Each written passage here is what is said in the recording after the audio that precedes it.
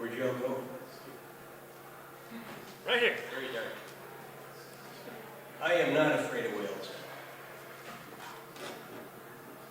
I'm going to read a few poems.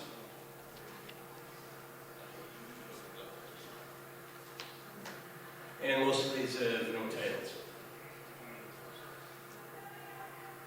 Take it on authority of blue married cool. Credits are forming, tame. Taste, brevity, nice shirts, the kind you see at Walmart.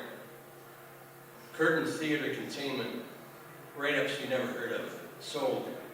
My cousin is a waiter in training. You'll know what she says in the braille given God Morse alimony. Deep dashing turds. Captain Bobby V in a sugar velvet coat. Meager pause. Wonk. Relent. Cachet. Moon paralysis. Catch and release. Remember the paints and linseed oil. Canvas and paint can wait. Sales don't last forever. Ask Frank Sinatra. Fuck, ask anybody. Baked potato. The horse in The Godfather didn't know his own name. Why don't you tell me more? A little more. Glam Donuts is open. What? Think. There you go. Operations imminent. Coast. That being my advice. Collect. Ruminate. Collate when time allows. And flip the bird at every God-given opportunity. I think I saw an angel.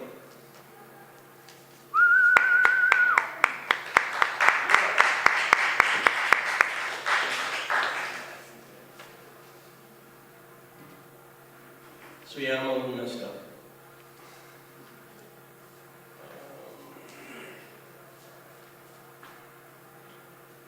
Who's been eating all the pickle relish? Alfred, come in here. Alfred, shut the door.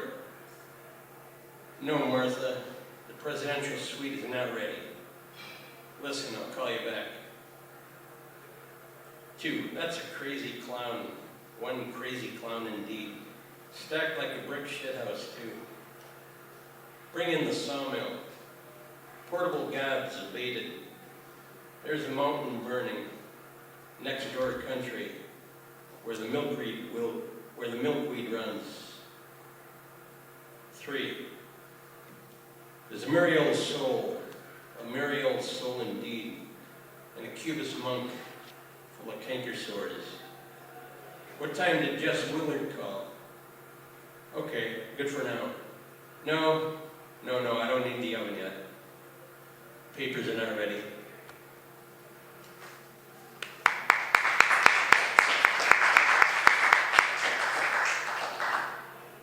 I have a couple of chapbooks. One's brand new. I don't really have copies at the moment, but at some point I will.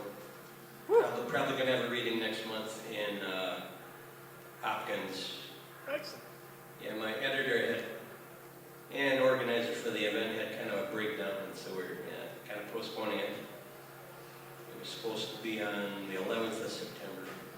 Just a coincidence. There's no significance with the date. But I've read this one before, and I think I'll read it again because it was kind of popular here last time.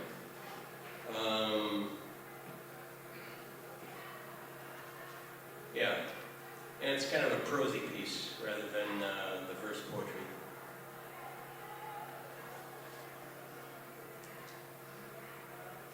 I need new prescriptions. When you can read better without them, that kind of says, yeah. A poet walks into a bar, orders a whiskey sour with real egg, a pot of coffee, and a bag of corn nuts, which he hates. Because, well, why wouldn't he?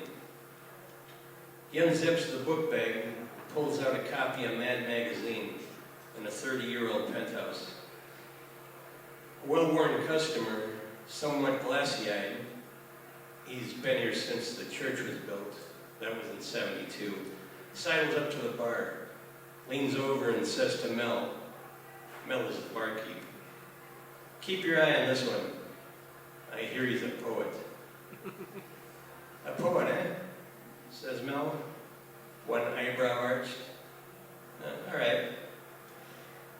Just then a policeman barges into the place and yells, okay, who's double parked?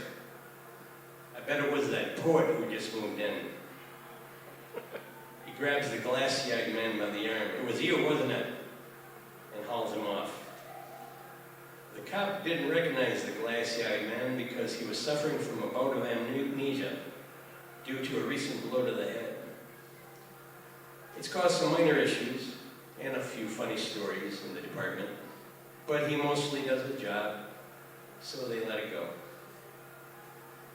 The poet, who up to this point has sat silent in the corner, sipping whiskey and cleaning his cuticles with a nail, stands up and announces he's buying the place.